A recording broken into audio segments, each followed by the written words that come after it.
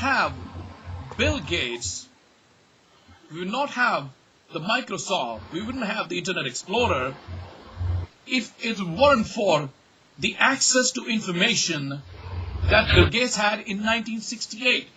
How many people can you expect would have access to a mainframe computer in 1968? I guess you can count them, on one hand.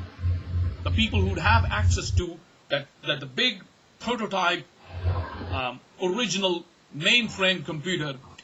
Bill Gates was able to set up Microsoft and create all the tools of internet because he had the access to the mainframe computer where he could practice all that he was developing in 1968. Perhaps many of you weren't even born in 1968, and he was using computers at that time. So it's not something just out of the blue that anyone should be able to contribute to internet and to help in flattening of the world unless you have access to the tools of flattening, tools that would help in flattening of the world.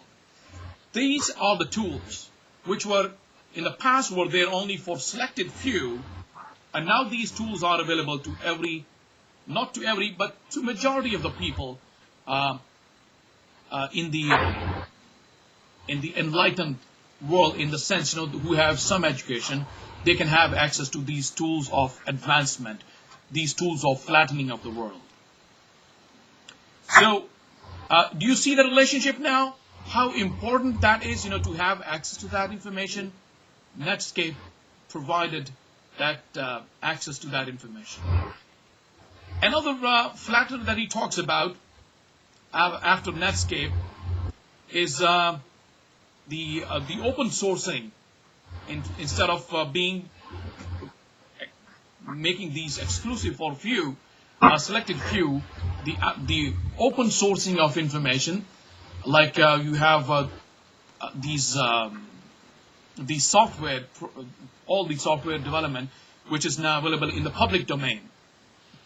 That is making it easier for people to have access to the tools of flattening of the world. And one important flattener that he talks about after that is what he calls outsourcing. The technology and the expertise that was available only in the developed world or in the Western world was now available because of the outsourcing, because of the expansion of the markets. They wanted to produce the products, which were there for the exclusive few. Now these products, were to be available to masses. In order to produce, for mass production or for mass consumption, they had to make it cheaper as much as possible. So the outsourcing was conceptualized. You can't invent outsourcing, but it was conceptualized. Why not, give this labor?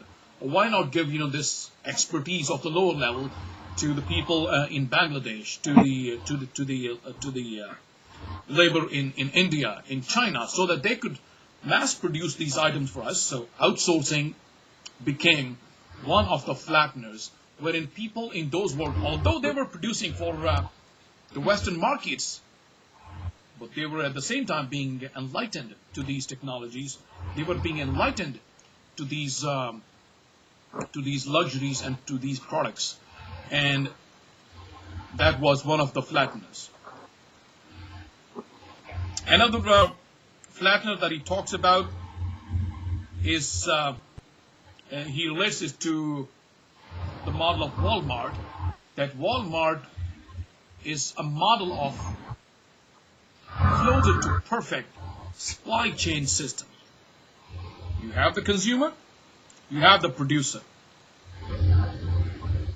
When one single item goes off the shelf, at a Walmart store or at a Sam's Club, which is the wholesale offshoot of Walmart, that one item, because of that supply chain software and supply chain system, is taken off the inventory, not only of the stock here in the U.S., but that is also communicated to the manufacturers in China, who knows, all right, one more item is off the shelf in New Jersey, and as soon as it goes down to that, whatever they have, the minimum inventory level they have set up for that product, as soon as it goes there, they will start producing.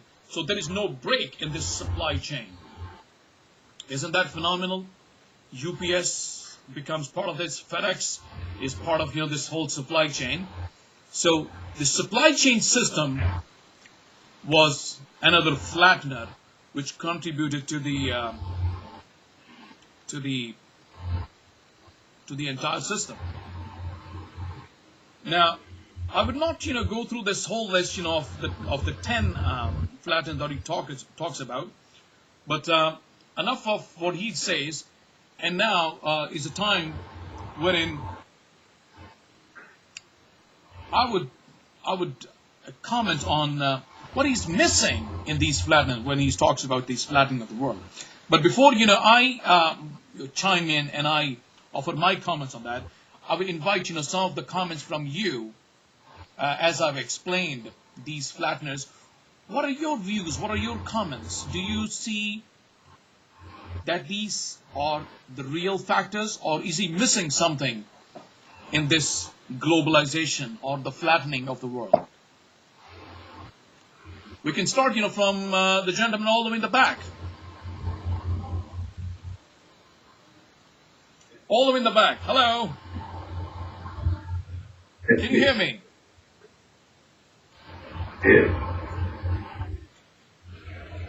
I think one of the biggest issues I in particular have is the idea that outsourcing, offshoring, what's really being done is being done for economic and production reasons. I don't see there is really a transfer of power and data, though, necessarily with that. There's only so much is given to allow operations to proceed in the way that a company wants to control it.